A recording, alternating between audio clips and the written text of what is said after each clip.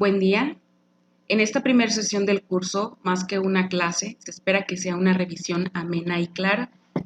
El tema en esta primera sesión es acciones básicas, la seguridad del paciente al alcance de todos. El tema principal es seguridad del paciente y el marco jurídico mexicano.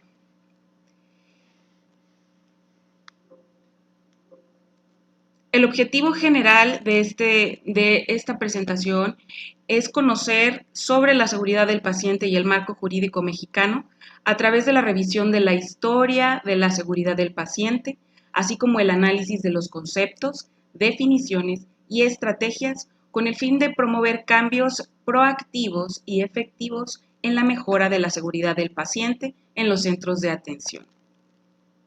Para poder llevar a cabo esta sesión, vamos a tener los siguientes objetivos específicos, como lo son informar de una manera concisa la historia y la evolución de la seguridad del paciente en el mundo y en México, describir brevemente los conceptos de calidad, calidad clínica, seguridad del paciente, cultura de seguridad del paciente y seguridad del paciente. Analizar cómo suceden los errores en la atención médica y su clasificación para la prevención. Revisar el marco jurídico mexicano de la seguridad del paciente y describir la situación actual del Estado de Coahuila en el tema de seguridad del paciente. Para poder llevarnos a través de esta sesión, es importante tener un índice de contenido que es el siguiente.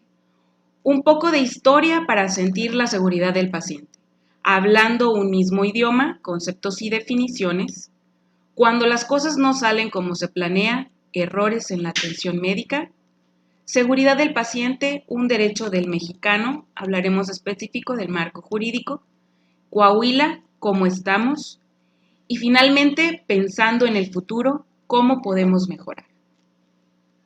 Para tener conclusiones de esta sesión.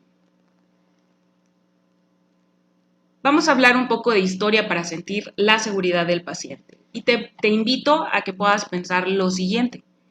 Si se viaja por carretera, en tren, en barco o en avión, o si alguien acude a un estadio, vive cerca de alguna planta nuclear, un campo militar o aeropuerto, si se tiene pensado lanzar del bungee, subirse a la montaña rusa o algún juego mecánico en un parque de diversiones, lo primero que se busca es saberse y sentirse seguro, ¿o no? Pero, ¿y qué hay al respecto sobre la atención de la salud? ¿Qué se espera como pacientes? ¿A qué se le da prioridad? ¿Al costo, la atención, la rapidez o que sea segura?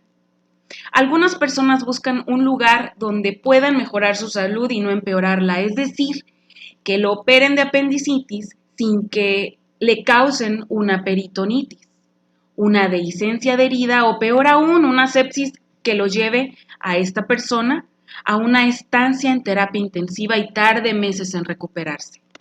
¿Por qué inicio con esta explicación? Porque la seguridad del paciente no es algo para extraños, no es algo para alguien más, es algo para todo el personal de salud. Porque algún día puede ser que tú seas un paciente, más si eres mujer, más si planteas ser mamá algún día o si ya lo eres. Se puede decir que la mayoría de las personas en algún momento de nuestra vida fuimos, somos o seremos pacientes. Por lo tanto, la seguridad del paciente debe ser el motor que impulsa al personal de salud para mejorar la atención, desde cualquier campo de trabajo y desde lo que se hace día a día. Y para poder saber hacia dónde va la seguridad del paciente, es importante conocer de dónde viene. Así que hablaremos un poco de historia para sentir la seguridad del paciente. Si bien es cierto que la mayoría de las personas sitúan como fecha de nacimiento de la seguridad del paciente en diciembre del 99, con el lanzamiento del libro del Instituto de Medicina que se llama Errar es humano, no significa que de ahí nació la seguridad del paciente, sino que casi una década antes se estaba ya gestando la seguridad del paciente. Pero como pues la mayoría de las presentaciones de seguridad del paciente habla de errores humanos, nosotros no podíamos dejar de mencionarlo en esta sesión. Sin embargo, déjame te hablo que desde su publicación en el 2000, ha habido un aumento dramático en la atención del tema de seguridad del paciente.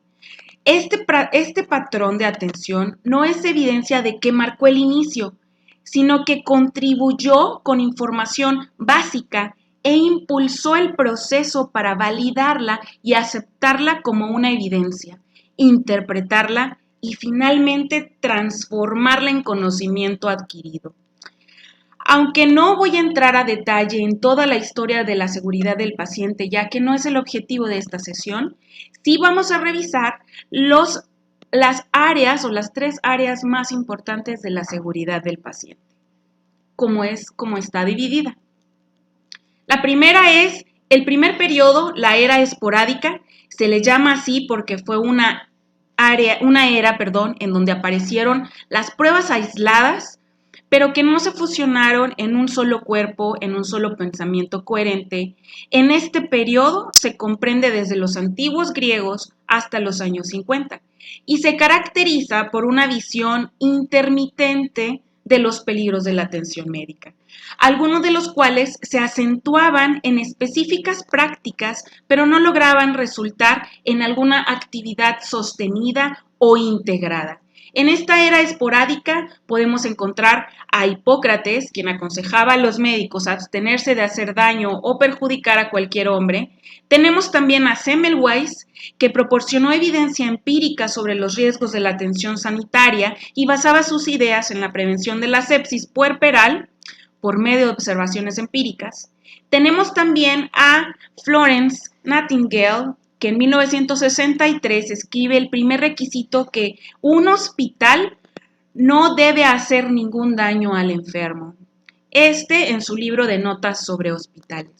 Para principios del siglo XX, en 1916, tenemos a un cirujano muy reconocido en la historia de calidad y seguridad del paciente, como lo es Ernest Amory Cotman, quien inicia el registro rutinario de los resultados quirúrgicos desarrollando una clasificación de los casos no exitosos. Y también él fue de los fundadores de la actual Joint Commission International. Finalmente, en los años 20 se introduce la palabra enfermedad iatrogénica, que se refería a las enfermedades inducidas de alguna manera por los médicos. En el segundo periodo, que se le llama era de culto, fue caracterizado por el desarrollo de un pequeño grupo de apasionados pero muy entusiastas y audibles creyentes. Esto hizo que el movimiento moderno por la seguridad del paciente empezara a tomar forma a medida de que los datos y la evidencia comenzaron a fusionarse en un todo relacionado. Es aquí donde empezamos a ver grandes líderes de la seguridad del paciente que empezaban a incitar o a mover, a entusiasmar a más personas para que pudiese entonces crear la tercera ola o la tercera era de ruptura. En esta segunda era de ruptura en la que todavía estamos, hablamos de Schimmel, un gastroenterólogo quien publica los peligros de la hospitalización, Ilchis en el 77, que habla sobre los límites de la medicina en un tema subtitulado La némesis de la medicina, expropiación de la salud. Después tenemos en el 78 el estudio de viabilidad del seguro médico y empezamos aquí a ver casos que retomaron o que trajeron toda la atención de la sociedad, tanto médicos como las personas comunes, sobre la seguridad del paciente. Por ejemplo, en el 82, cuando se presenta en la televisora ABC de Estados Unidos el programa 2020 Sueño Profundo, donde se estimaba que casi 6,000 personas morían o sufrían un daño cerebral derivado de la anestesia. Tenemos también casos públicos muy sonados de pacientes que morían por errores médicos, como por ejemplo en el 84 Libby Sion, y que fue una estudiante, una universitaria que había presentado fiebre y otalgia derivado de una interacción medicamentosa que finalmente terminó en su muerte. Para el 94, Lucien Lieb, un líder moderno de la seguridad del paciente, publicaba su artículo Error en Medicina. En el 95 muere trágicamente una famosa columnista en Estados Unidos, Betsy Lehman, de una sobredosis de quimioterapia. Para el 96 es la primera conferencia multidisciplinaria única en su tipo dedicada a cuestiones de seguridad del paciente, examinando errores en salud, desarrollando la agenda de prevención, educación e investigación. Aquí ya teníamos como orador principal uno de los gurús actuales de la seguridad del paciente, Donald Perwick. Y en el 97, terminando esta segunda era de la seguridad del paciente, se forma la National Patient Safety Foundation en Estados Unidos de América. Todas estas cuestiones todavía son en Estados Unidos porque estamos hablando de la segunda era, que era la era de culto, donde se empieza a gestar la seguridad del paciente. En el tercer periodo, que arranca o inicia la seguridad del paciente, estableciéndose como una área legítima de actividad e investigación en la atención médica y en la sociedad en general. Obviamente empezamos ya a hablar aquí de errar es humano, que fue publicado por el Instituto de Medicina de Estados Unidos, donde estimaba de que de 44 a 98 mil muertes en Estados Unidos se estaban presentando por eventos adversos. Este es el documento más conocido de la seguridad del paciente, pero en ese mismo año se publica un número especial del British Medical Journal que se llama Reduciendo el error, mejorando la seguridad del paciente, donde tenemos a Lucian Leape, que ya les platicaba de él, y a Donald Berwick, y ellos se unieron para declarar la necesidad de un ambiente no punitivo, abierto para compartir información para la seguridad de los pacientes. Tenemos que en ese mismo 2000 se publica en Inglaterra un documento que se llama una organización con memoria, causando un mayor impacto, pues este era publicado por el gobierno de este país y fue autorizado y distribuido por la Secretaría del Estado por la Salud.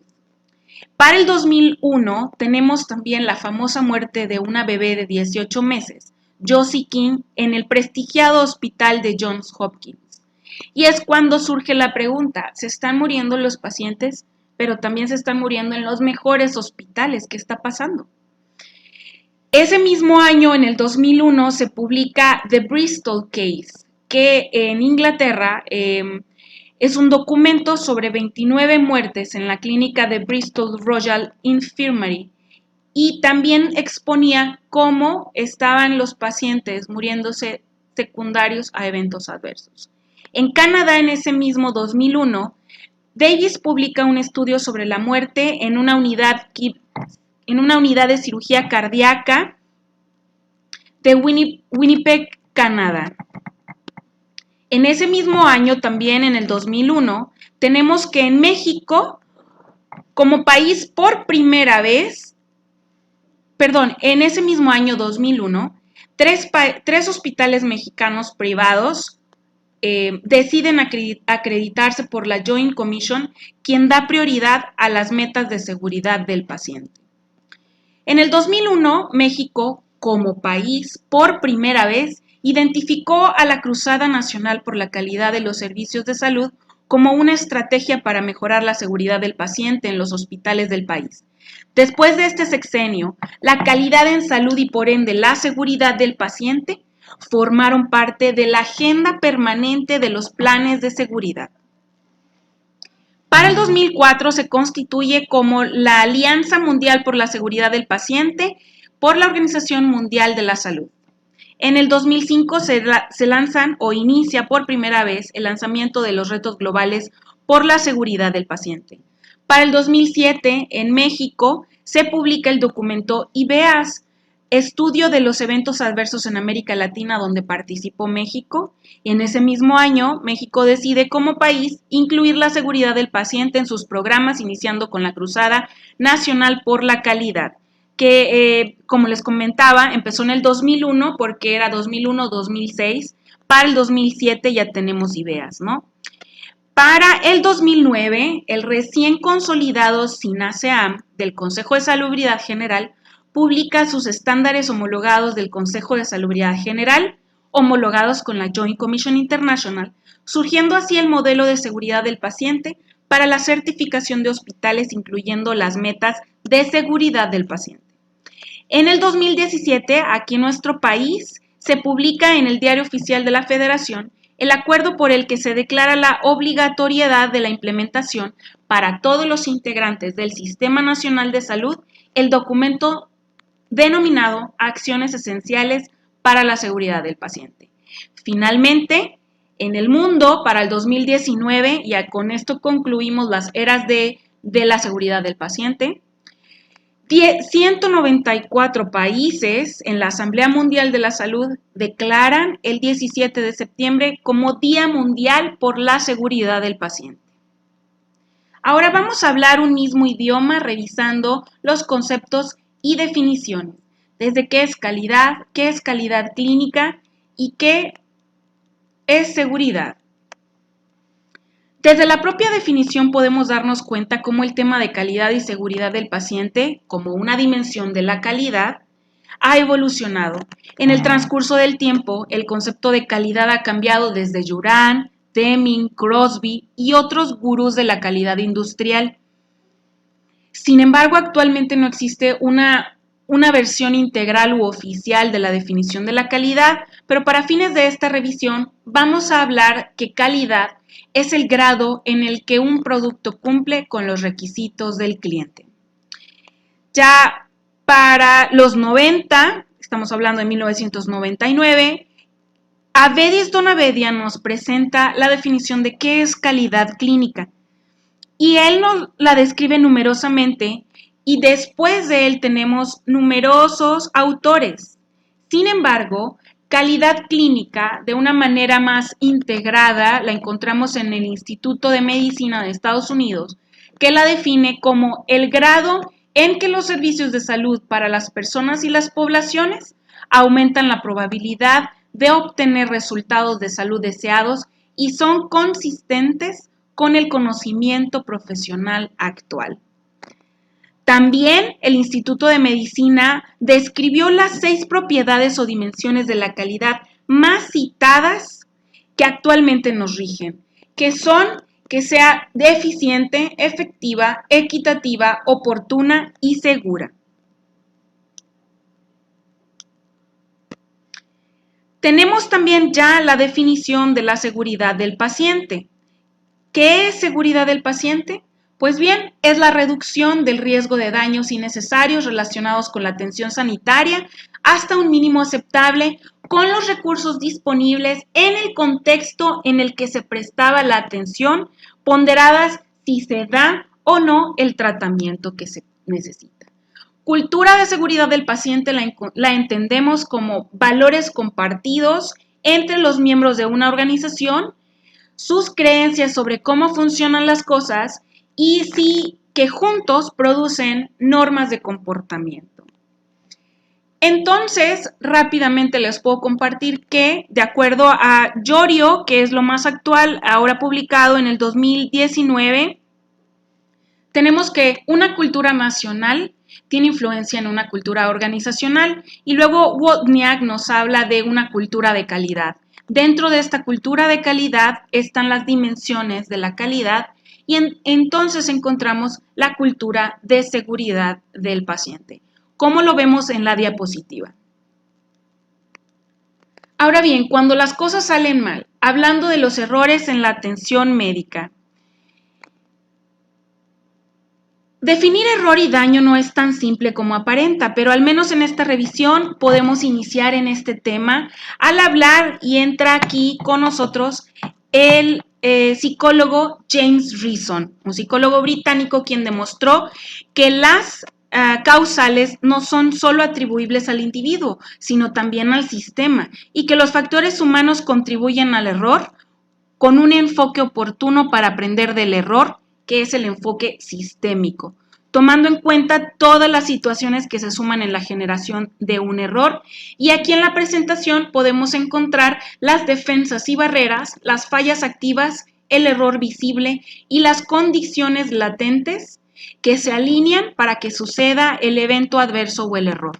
En esta presentación lo podemos observar presentada como el esquema del queso suizo. Por lo tanto, un error es el hecho de no llevar a cabo una acción prevista según se pretendía o se aplicaba un plan incorrecto. Se considera daño la alteración estructural o funcional del organismo y o todo efecto perjudicial derivado de ella. Y tenemos después la clasificación de la Organización Mundial de la Salud que nos propone que se puedan identificar o clasificar como 1. Circunstancia notificable, 2. Cuasi incidente, incidente sin daño e incidente con daño. Cuatro tipos de errores o riesgos, incidentes. En ellos tenemos incidente con daño, que el incidente con daño puede ser leve, moderado, grave o incluso la muerte.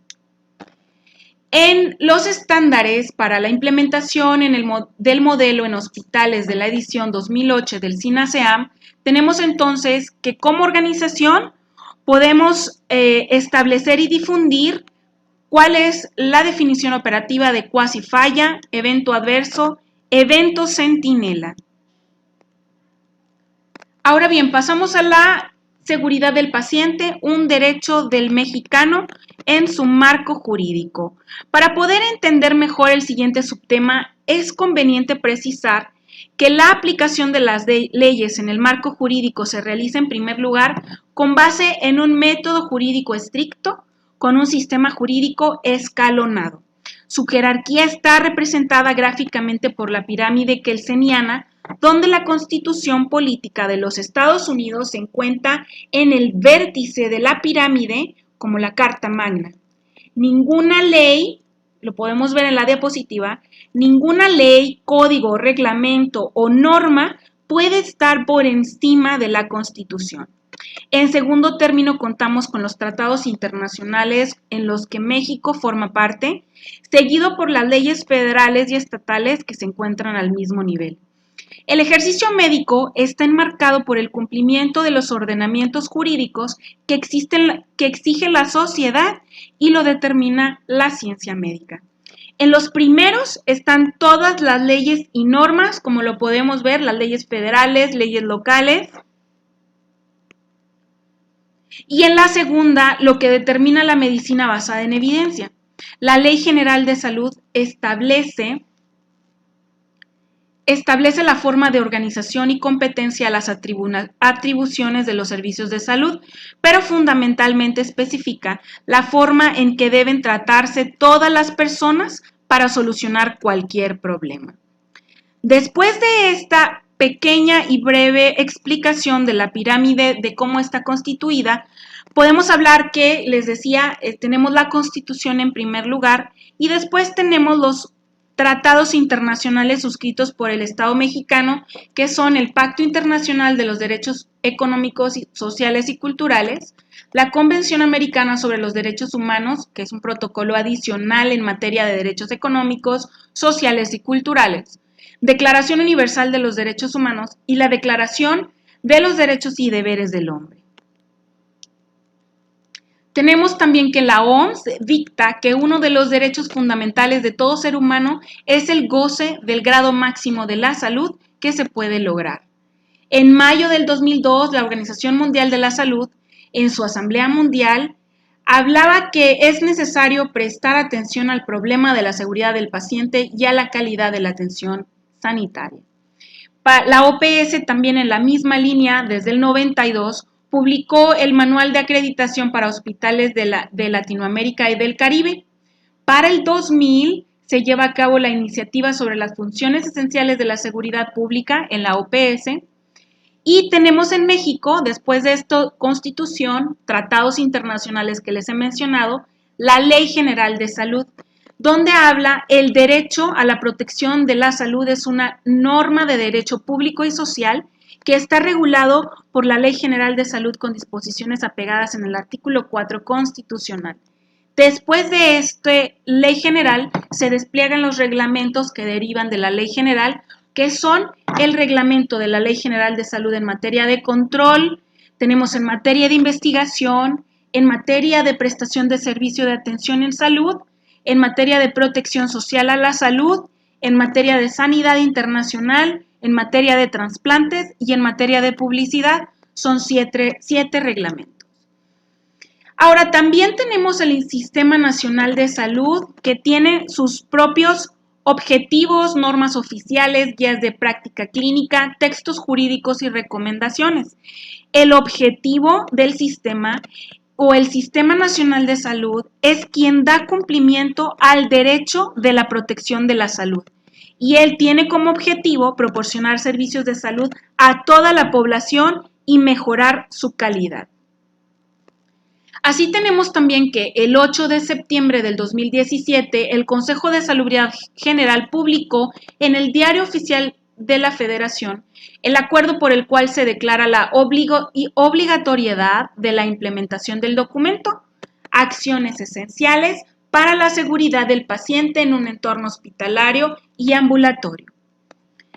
Por lo tanto, ahorita rápidamente pasábamos de la Constitución, en su artículo 4, pasábamos a los acuerdos internacionales, pasamos a la Ley de Salud, que tenemos también el Sistema Nacional de Salud para hacer cumplir la ley, tenemos los reglamentos derivados de la Ley General de Salud y tenemos también, pues bueno, las normas. Tenemos también los documentos que nos hablan de, como por ejemplo las guías de práctica clínica, que nos hablan de cómo debe de buscarse la atención con calidad y seguridad del paciente para todos los pacientes. Por eso la seguridad del paciente es un derecho de todo mexicano. Pero bien, ahora en Coahuila, ¿cómo estamos? El Estado de Coahuila ha realizado diversos esfuerzos por llevar la seguridad del paciente a los diferentes hospitales de la región. Recientemente, la Subdirección de Atención Médica, por medio de la Coordinación de Calidad y Certificación de Hospitales, presentó los resultados de la medición de la cultura de seguridad del paciente en el Estado. En esta medición participaron 24 establecimientos de atención médica, de los cuales 33 fueron hospitales privados y 67 públicos. De estos 24 hospitales se contaron 54% de la región sur, 4 de la región norte y 1 de la región centro. Dentro de las prioridades relacionadas a la seguridad del paciente, se identifican en primer lugar la falta de implementación de las metas internacionales de seguridad del paciente y los riesgos en la medicación. En segundo lugar, encontramos que la seguridad en las instalaciones es lo que más se describe y en tercer lugar, la falta de un sistema de notificación de incidentes. Al solicitar a las organizaciones 5 problemas prioritarios de su unidad, en primer lugar se identificó problemas relacionados con las metas, en segundo lugar con los planes relacionados al apartado FMS del modelo del Consejo de Salubridad General y en tercer lugar a los problemas de las instalaciones. También se preguntó si se contaba con un sistema de notificación de eventos adversos, al cual el 67% respondió que no se cuenta con uno.